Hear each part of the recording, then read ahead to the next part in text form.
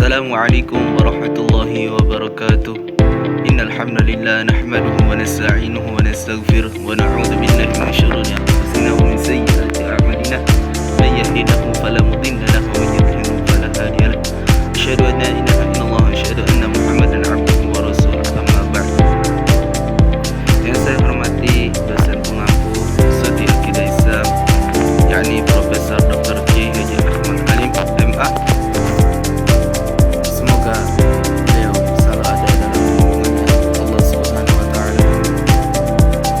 Perkenalkan, nama saya Muhammad Wildan Muwahhid dengan NPM 251105010030. Ingin presentasikan tugas yang telah diberikan. Langsung saja materi yang pertama, yakni akidah dan prinsip dasar Islam, yakni syahadatain. Hakikat dan urgensi akidah dalam kehidupan. Akidah sebagai pondasi. Akidah adalah ikatan kuat, yakni dalam bahasa Arabnya yaitu al-aqdu, yang menjadi tumpuan hidup. Tanpa akidah yang kokoh, manusia akan mengalami krisis makna, mudah stres dan rapuh saat menghadapi ujian. Sandaran yang abadi. Berbeda dengan jabatan, harta, atau fisik yang bersifat fana atau sementara, akidah kepada Allah adalah satu-satunya sandaran yang tidak akan pernah hilang. Terus selanjutnya, rukun la ilaha illallah. Rukun la ilaha illallah yakni ada dua.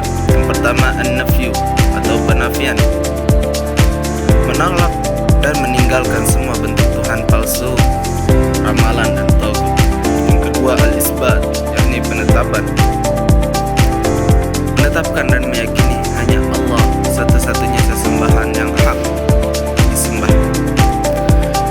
Dampak akidah yakni memberikan ketenangan jiwa dan jaminan hidayah dari Allah Subhanahu wa taala. Terus syarat-syarat syahadat dan aktualisasinya. Agar kalimat la ilaha illallah memberikan pengaruh nyata dalam hidup, harus memenuhi 7 syarat. Yang pertama al-ilmu, memahami makna tauhid dengan benar, bukan sekedar ucapan lisan. Yang kedua al-yaqin, keyakinan totalitas tanpa ada keraguan sedikit pun. Yang ketiga dan keempat yakni al-qabul dan al-inqiyad.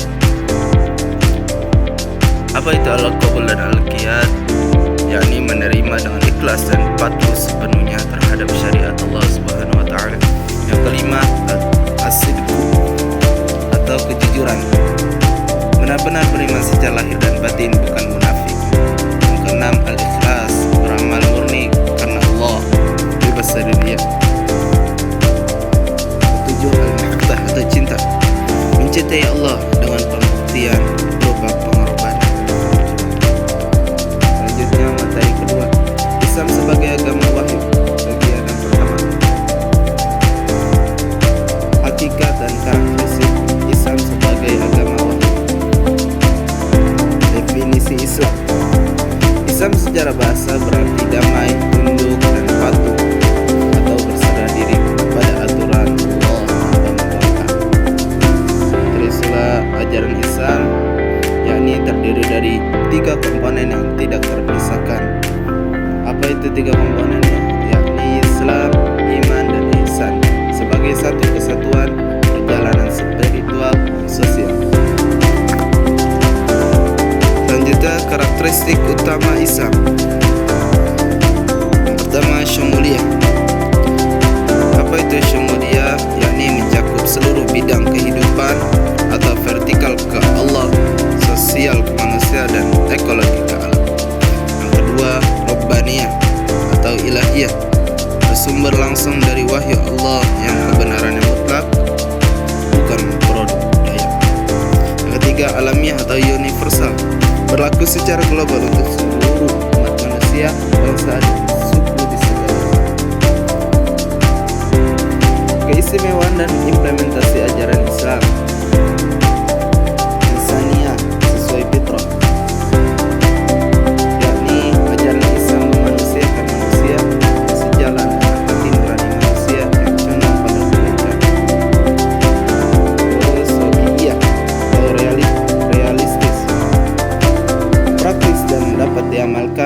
memberikan keringanan atau rukhsah dalam kondisi sulit seperti kemudahan salat saat sakit atau musafir. Filosofi setia atau pertengahan.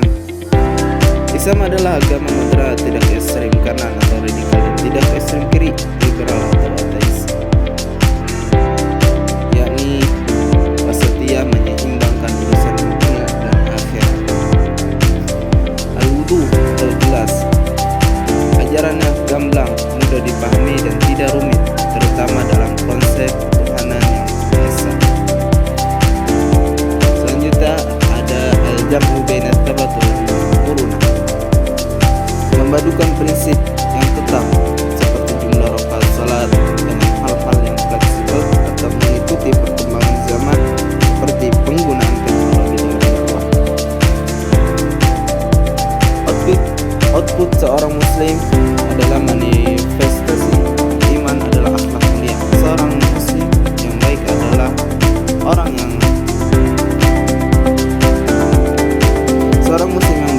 orang yang orang lain sahabat dan gangguan lisan, tangan atau perbuatan.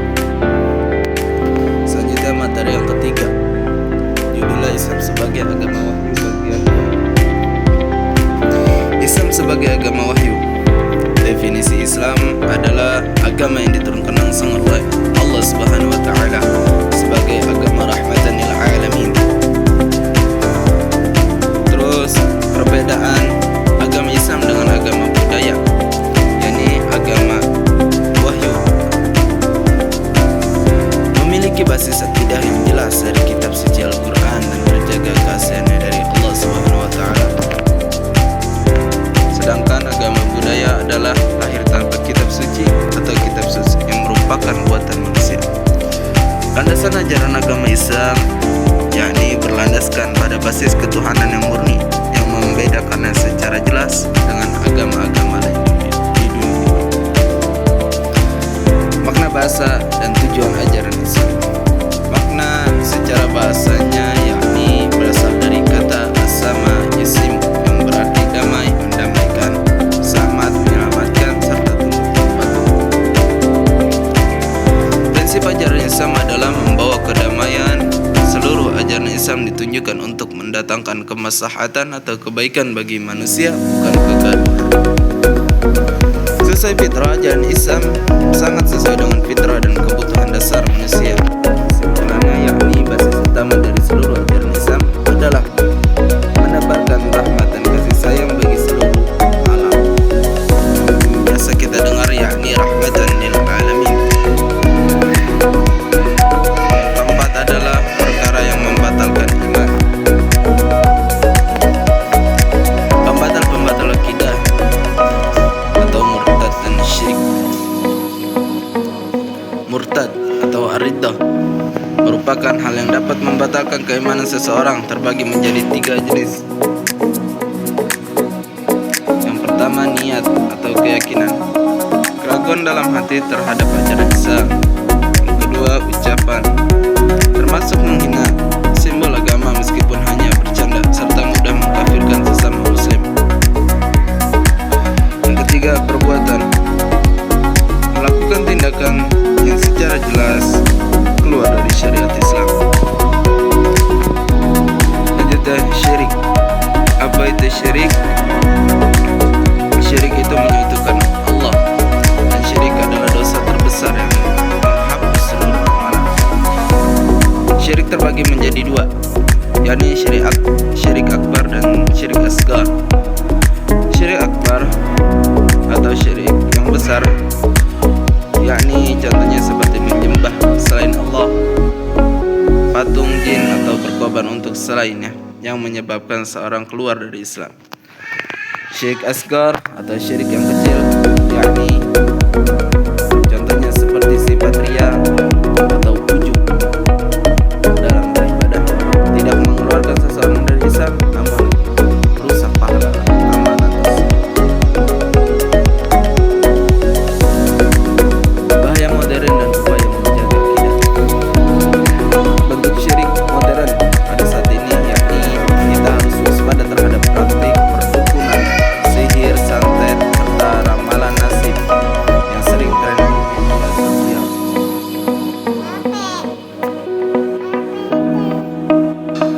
penyimpangan pemikiran, mengaku sebagai nabi baru setelah wafatnya Nabi Muhammad SAW.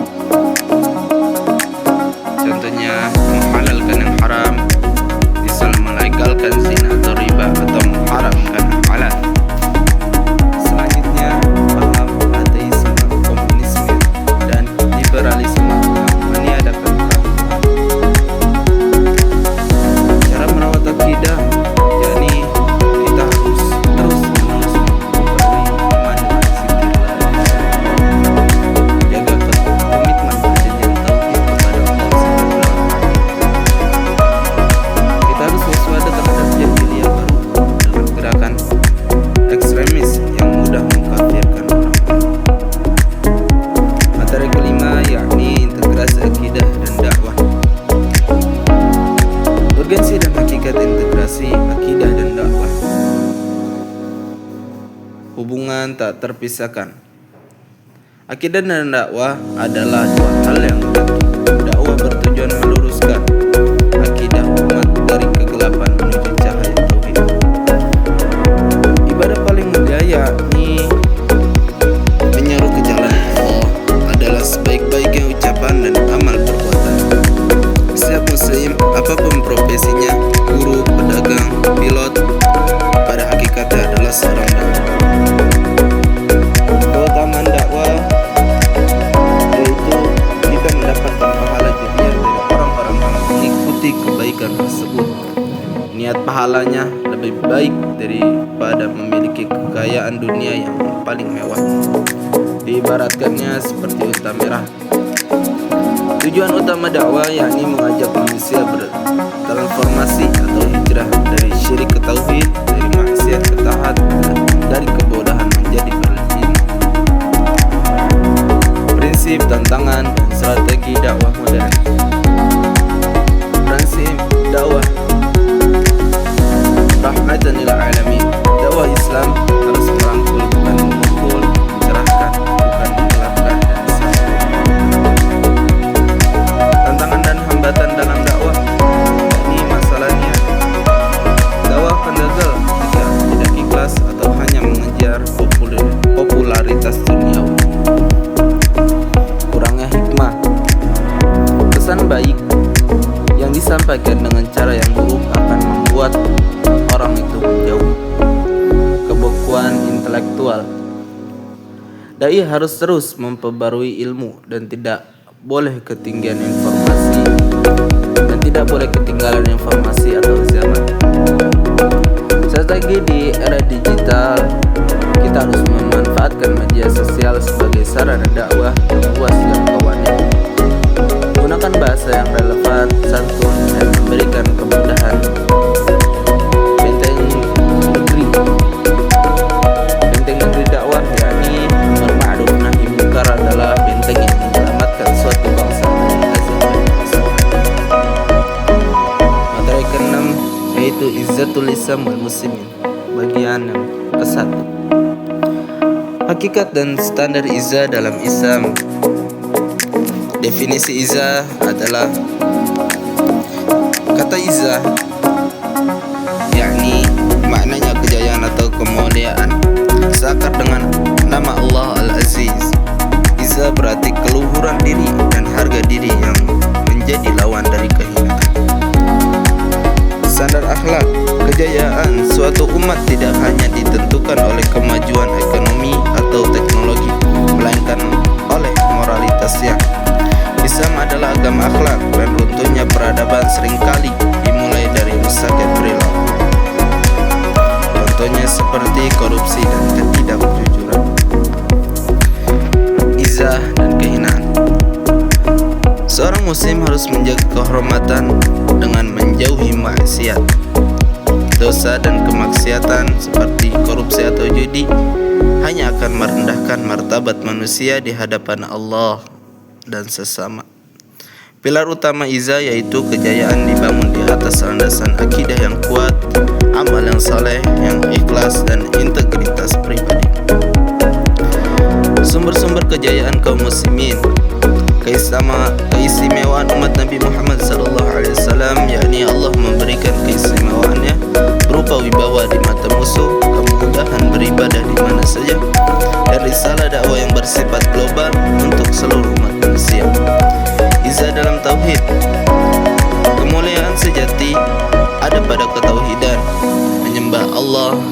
Maha Hidup dan Maha Kuasa, membebaskan manusia dari kehinaan menyembah makhluk atau Tuhan yang palsu. Ukhuwah dan loyalitas.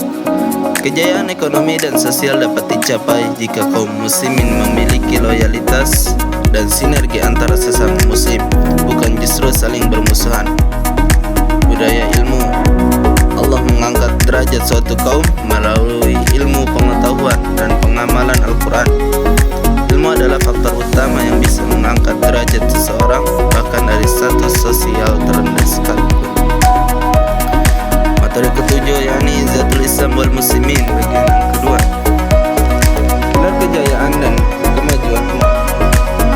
Manhaj nubuwah.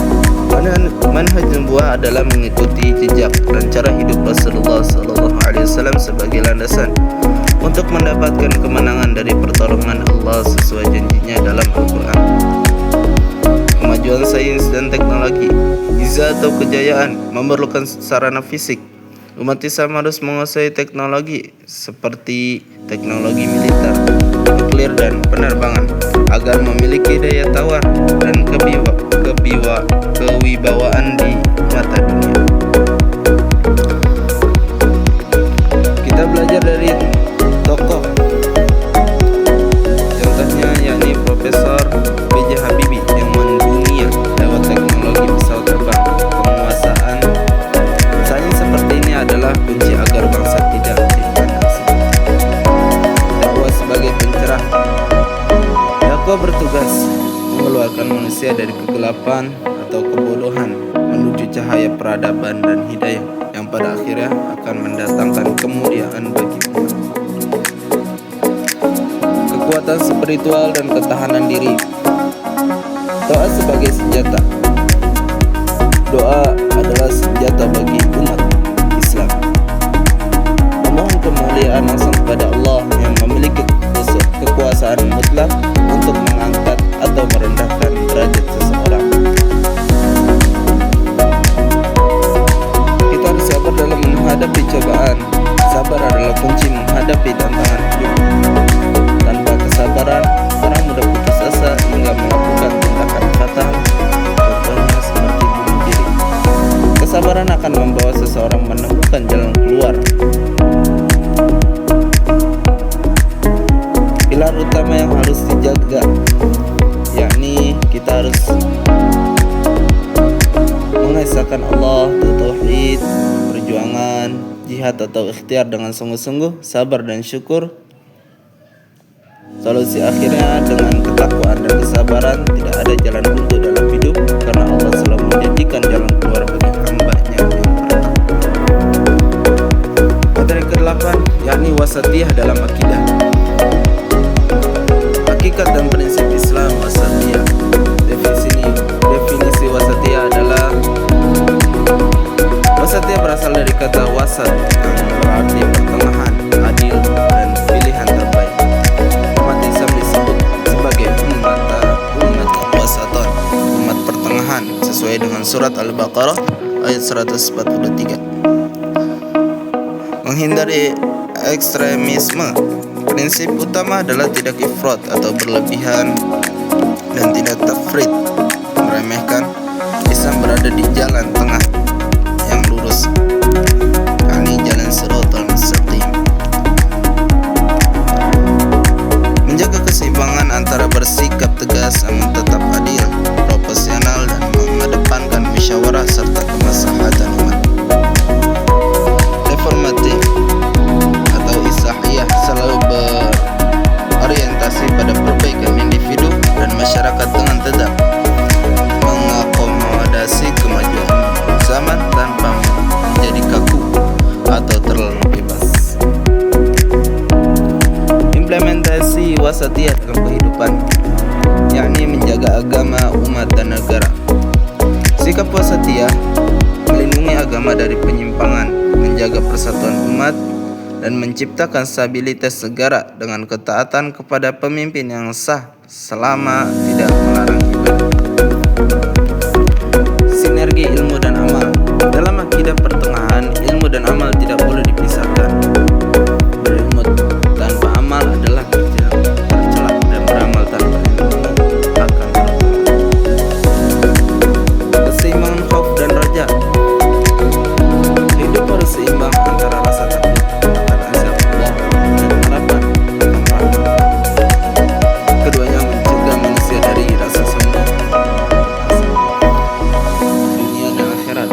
Muslim mengejar akhirat tanpa melupakan bagian dunianya. Hal ini mencakup etos kerja tinggi atau ikhtiar sebelum berserah diri kepada Allah.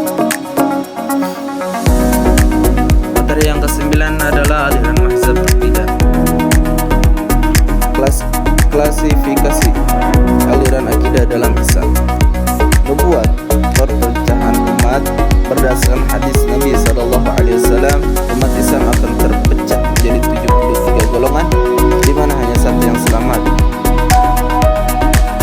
yaitu Ahlu Sunnah wal Jamaah, mereka yang mengikuti ajaran Nabi dan para sahabat.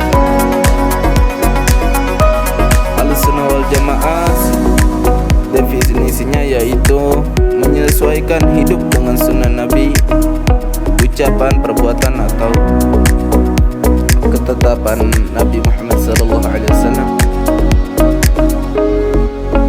Jamaahnya mengikuti pemahaman para sahabat, tabi'in, tabi'in dan ulama yang berpedoman pada mereka.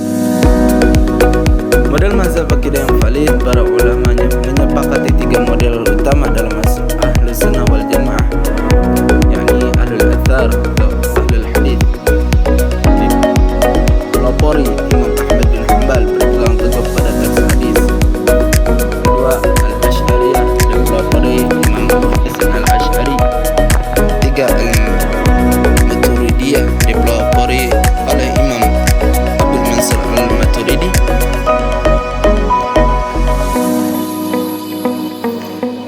Catatan tentang ormas di Indonesia itu banyak sekali ormas, contohnya Nahdlatul Ulama, Muhammadiyah, Persis dan lain-lain adalah ormas kendara dakwah yang pemahamannya tetap Ahlus Sunnah wal Jamaah, bukan firqah sesat. Aliran yang keluar dari Ahlus Sunnah wal Jamaah yakni Kharij, kelompok takfiri. Ciri-ciri utama kelompok takfiriyah yaitu suka mengkafirkan orang di luar golongannya dan menghalalkan darah sesama muslim.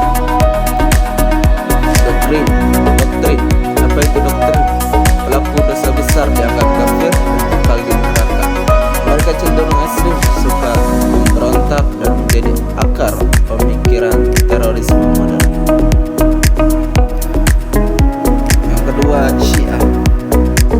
Ciri utama kaum Syiah adalah mengkultuskan Ali bin Abi Thalib dan keturunannya secara berlebihan. Doktrin bermasalah yakni mengkafirkan sahabat Nabi Abu Bakar, Umar, meyakini konsep imamah yang maksum dan membolehkan nikah mut'ah atau kawin kontrak. Yang ketiga, kaum Mu'tazilah dan aliran rasionalis ekstrim, mengandalkan logika secara berlebihan hingga terkadang mengingkari sifat-sifat Allah atau menganggap Al-Quran sebagai makhluk. Di sini kita pentingnya mempelajari aliran agar umat memiliki cakrawala berpikir yang luas, tidak sempit dalam memandang perbedaan fikih, namun tetap waspada terhadap paham ekstrim yang merusak persatuan. Materi yang ke-10 yakni bahaya liberalisasi akidah ibadah syariah. Agar sejarah dan definisi liberalisme. Asal-usulnya yakni muncul di barat sebagai gerakan pencerahan untuk membebaskan pemikiran dari kalangan dogma agama yang dianggap menghambat kemajuan sains. Diktum utamanya adalah menekankan kebebasan individu mutlak dan menempatkan akal di atas iman.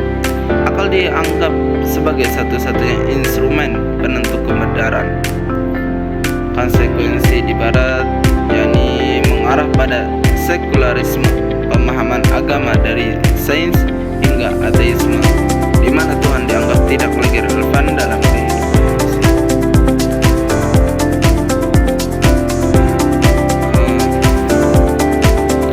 Masuknya ke Indonesia diadopsi oleh sarjana yang belajar di barat dan berkembang melalui jaringan Islam liberal atau JIL sekitar tahun 2000-an, merambah ke mimbar akademik dan media sosial. Bahaya dan studi kasus di Indonesia. liberalisasi akidah dan syariah, menggugah teks agama yang sudah baku seperti hukum waris, larangan LGBT, dan kepemimpinan dalam ibadah. Studi kasus pernikahan beda agama sempat menjadi tren diskusi di kampus-kampus, namun secara hukum di Indonesia, putusan MA dan MK telah dinyatakan tidak sah atau ilegal karena tidak sesuai dengan ajaran agama-agama yang ada. Penyimpangan ibadah, contohnya ekstrim, seperti fenomena perempuan menjadi khatib dan imam salat bagi jamaah laki-laki yang menggugat pakem syariat atas nama kesetaraan. Tantangan kontemporer, munculnya tren ateisme dengan pemikiran bebas melalui podcast dan media sosial yang mengajak orang untuk tidak bertuhan atau meragukan konsep akhirat. Kesimpulannya yakni pentingnya penguatan akidah untuk membentengi umat dari pemikiran yang menyesatkan atau fikroh budikan. Materi yang ke-11 yakni mengikuti dan meneladani Rasulullah. Fondasi dan prinsip meneladani Rasulullah SAW. Makna ittiba dan qudwah itu adalah meneladani Rasulullah bukan sekedar ucapan lisan atau keyakinan hati, melainkan perwujudan amal nyata dalam kehidupan sehari-hari sebagai konsekuensi syahadat. Kewajiban taat, ketaatan kepada Allah tidak sempurna tanpa ketaatan kepada Rasulnya. Siapa yang menaati Rasul, maka ia telah menaati Allah. Quran Surat An-Nisa ayat 80. Membenarkan risalah, mengimani dan membenarkan semua perkara yang dikabarkan Nabi Muhammad SAW seperti tentang adanya surga, neraka, dan wahyu tanpa keraguan karena apa yang beliau ucapkan adalah wahyu. Menjauhi larangan, meninggalkan segala hal yang dilarang Nabi Muhammad SAW, contohnya seperti larangan makan dengan tangan kiri atau sambil berdiri, perilaku yang menyimpang dari fitrah, untuk menghindari fitrah dan penyakit sosial.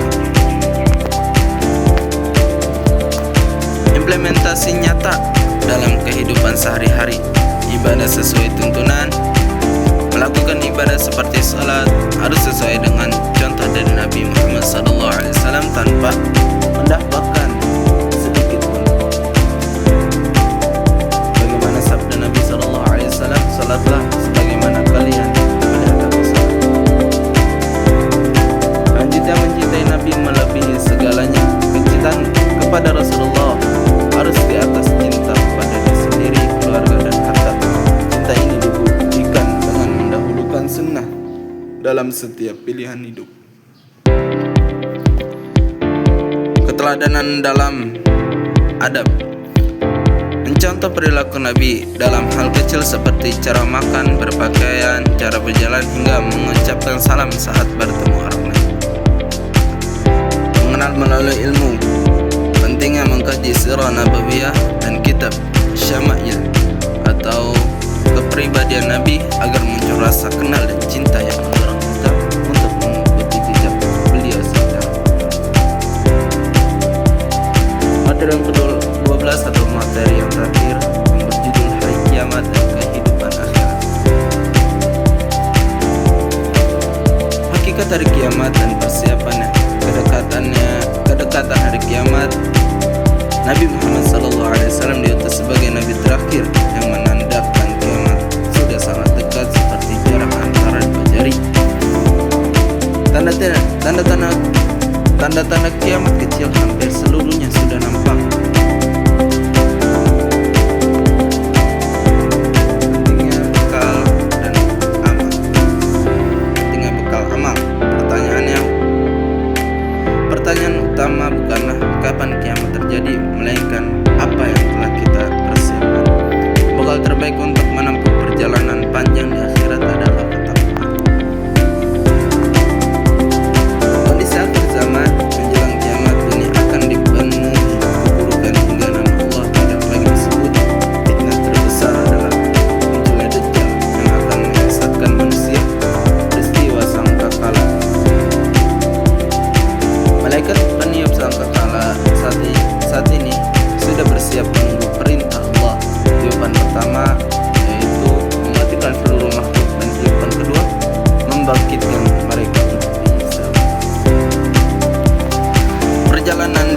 masyar hingga surga atau neraka. Huru hara padang masyar.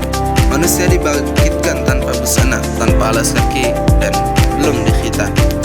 Matahari didekatkan hanya sejarak 1 mil, menyebabkan manusia tenggelam dalam keringat sesuai amalnya.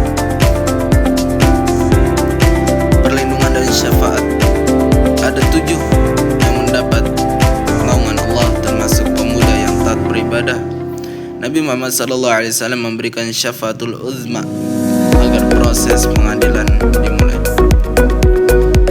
Selanjutnya proses hisab dan mizan. Setiap amal sekecil biji sawi pun akan ditimbang secara adil. Mulut dikunci sementara bumi dan anggota tubuh akan menjadi saksi atas segala perbuatan. Kehidupan abadi, yakni setelah melewati jembatan Shiratal Mustaqim, manusia akan menetap selamanya di surga atau neraka. Kematian akan disembelih sebagai simbol bahwa kehidupan di akhirat adalah kekal selamanya, khalidina fiha abada. Syukran jazakumullah khairan katsira. Wassalamualaikum warahmatullahi